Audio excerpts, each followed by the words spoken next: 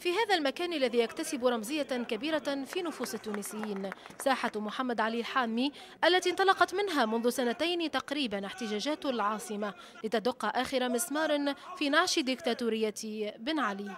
لكن الروح الثورية لم تخمد بعد وبقيت قائمة في النفوس، فما عرفته محافظة سليانة شمال غربي البلاد من مواجهات واحتقان كبير تداعت له مختلف جهات البلاد وانتفضت وخرجت في مظاهرات ومسيرات منددة، خاصة بالعنف الذي استعمل ضد المحتجين، ولا سيما رصاص الرش الذي تسبب في إصابة حوالي 250 محتجا، بعضهم إصاباتهم خطيرة.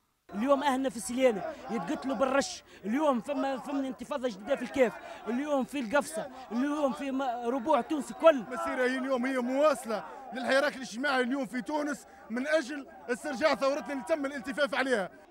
نفس الشعارات التي رددت منذ سنتين، فهنا صدحت حناجر المتظاهرين بكلمة ديجاج أو ارحل كما قالها التونسيون للنظام البائد، لكن هذه الكلمة باتت مقلقة للحكومة الحالية، حتى أن الوزير الأول حماد الجبالي اعتبر أن عهدها قد ولى، ما زاد في غضب المواطنين الذين رأوا في ذلك نزعة لقيام ديكتاتورية جديدة على حد تعبيرهم. حب نوصلوا للرئيس الحكومة، يا اخي انت تستهبل فينا ولا شنيا؟ جبناك راك بديجاج، كي تقول انت ما عادش ثم ديجاج، راك كل انسان يغلط في الدوله هذه كما علمنا العالم كيفاش يخرج الحكومات، رانا مستعدين نخرجوك حتى بدمنا.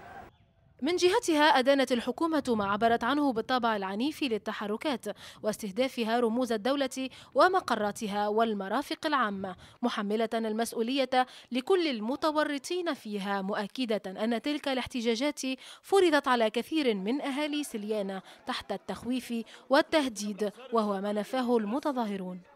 لأن الأهالي في سليانة حسوا أنفسهم أنهم يتعرضون لهجمة لاستئصالهم، وكانوا ينتظرون تفاعل إيجابي من السلطات، إلا أنهم جوبهوا بآلة قمعية لم نتعود على رؤيتها حتى في أحلك فترات الدولة التونسية.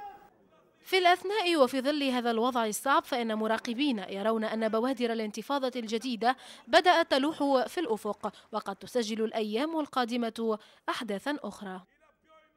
ما أشبه الأمس باليوم، هكذا هي خلاصة ما ردده المحتجون أمام ما تشهده بعض المناطق في البلاد من تصعيد أمني وتعامل عنيف مع مطالب الأهالي، في الوقت الذي تصر فيه الجهات الحاكمة بأن ما تعرفه البلاد من احتقان وتوتر تقف وراءه أياد حزبية وسياسية تحيك مؤامرة بخيوط الفتنة وباللعب على وتر الشعب المظلوم.